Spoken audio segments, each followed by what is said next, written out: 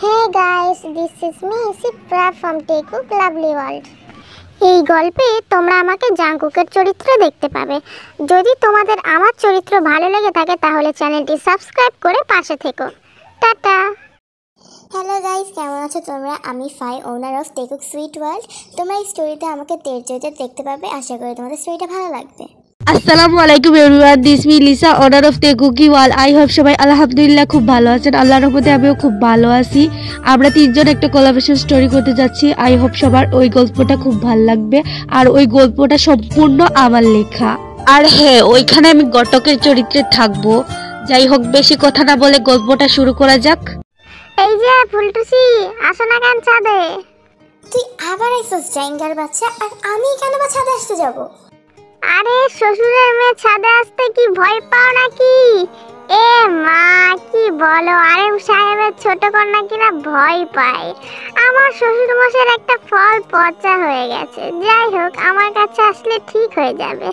আমার কাছে মেডিসিন আছে পচা থেকে ভালো বানানোর। তুই খালি ছাদে আয় জাইঙ্গার বাচ্চা, আমি আইতাছি। তোর যদি সব হাড্ডি গুটি না ভাঙছি না, তো আমার বাপের নামও কিমনাম জুন না। আজকে তোর একদিন তো তোর বাপের 10 দিন। ছি ছি ছি ছি ছি, এভাবে বলো না ফুলটুসি, আমি না তোমার একটা মাত্র জামাই। আরে এখানে কেন আমার বাপ টানছো? মানে তোমার শ্বশুরকে টানছো কেন? একবার ছাদে আসো না সোনা, তোমাকে একটু চুমু খাই। তবে রে মানসবী খরগোশ, দাঁড়া আইছি, তোর ঠোঁট দুটো কেটে আমি রান্না করে তোকে খাওয়াবো।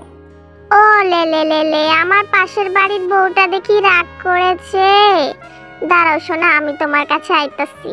কথাটা বলেই জাঙ্কুক ওর রুমের বারান্দা দিয়ে তের রুমের বারান্দায় ঢুকে যায়। মনে হচ্ছে সবার মাথার উপর দিয়ে যাইতেছে তারা কারা। দাঁড়াও, আমি একটু ছোট্ট করে ওদের পরিচয় দিয়ে দিচ্ছি। যে ওই মেয়েটাকে ফুলটুসি বলছিল সে হলো আমাদের গল্পের নায়ক জিওন। জাঙ্কুক বয়স তার সবে মাত্র 25 বছর। তার মা বাবা হলো ইউনবিন। তার মাত্র 2 মাস হয়েছে বিয়ে হয়েছে। আর যার সাথে সে এতক্ষণ ইটিস পিটিস করতেছিল সে হলো তার পাশের বাড়ির ফুলটুসি, যার সাথে কিনা তার 2 মাস আগে বিয়ে হয়েছে।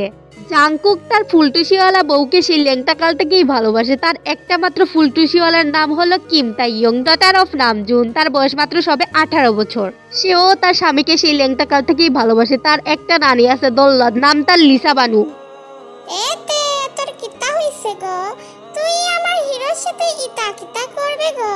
ফুরিয়ে তোমার তো সাহস বাড়ি যায়। এই বুড়ি, তোমার কি হইছে? আমি আমার যা ইচ্ছা তাই করি, তোমার তাতে কি? বুড়ি এমন ভান ধরে, মনে হয় আমার সাথে ওর বিয়ে হয়নি, তোমার সাথে ওর বিয়ে হয়েছে। মা গো মা, বুড়ির বয়সে এত যৌবনে লাড়া দিছে। বুড়া বেরি একটু কমও না, আমার সুন্দর জামাইয়ের দিকে নজর দিছে। আরে বেগুনি সাহেবের বেগুন সাহেবা, তোমার তো সেই যৌবন রয়েছে, একেবারে ফুলে ফুলে পড়ছে। ভুল করে তোমার নাতনির সাথে আমার বিয়ে হয়ে গেছে, না হলে তো তোমাকেই বিয়ে করতাম আমার সুন্দরী বেগুন সাহেবা। ঢং ঢং দেখলে আর বাঁচি না। আচ্ছা রে জাঙ্কুক নাতনি, তুই বেটা কিতা করস যে এই ফুরি একেবারে ফাটি যায়? সেটা তো অনেক বড় কাহিনী, তুমি কি শুনতে চাও লিসা ডার্লিং? দূর বেটা, তোর বউ দেখলে আমার জুতা লইয়া তোরাইব। তুই কি তা জানিস নাতি জামাই, এই বুড়া বয়সে তোর বউয়ের হাতে আমি পিটা খাইতাম? আরে শোনো মিসেস বেগুনি সাহেবা, আমি জাঙ্কুক এই সবেমাত্র হাই স্কুল থেকে কলেজের মাটিতে পা দিয়েছি। এখন আমার আবেগ কাজ করে, বিবেক কাজ করবে পরে।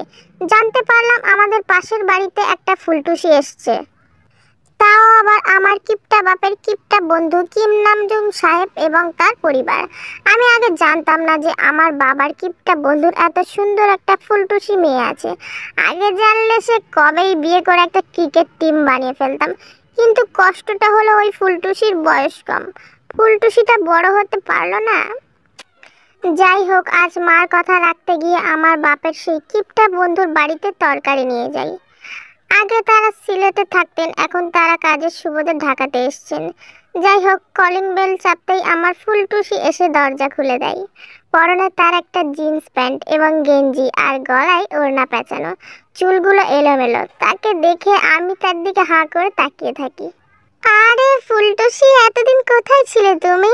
আমি তো আগে জানতাম না আমার বাপের কিপটা বন্ধু কিম নামজুন সাহেবের এরম একটা ফুলটুসি মেয়ে আছে। এই ফুলটুসি, কোথায় ছিলে তুমি? এই বেটা, তোর মাথা ঠিক আছে? আরে কুকি বাবা যে, আরে দাঁড়িয়ে আছো কেন? ভিতরে আসো। আর এইতে তুই আমাকে আগে বলবি না যে কুকি বাবা এসেছে? তুইও পারিস বটে, ছেলেটাকে দাঁড় করিয়ে রেখেছিস। জানতাম না কি যে এটাই সেই পচা বিস্কুট যার জন্য তুমি আমাকে দিন রাত অপমান করো। যদি জানতাম এই মানুষরূপী খরগোশটাই এত সুন্দর, তাহলে এই বেটাকে নিয়ে এত এত ঝগড়া করতাম না।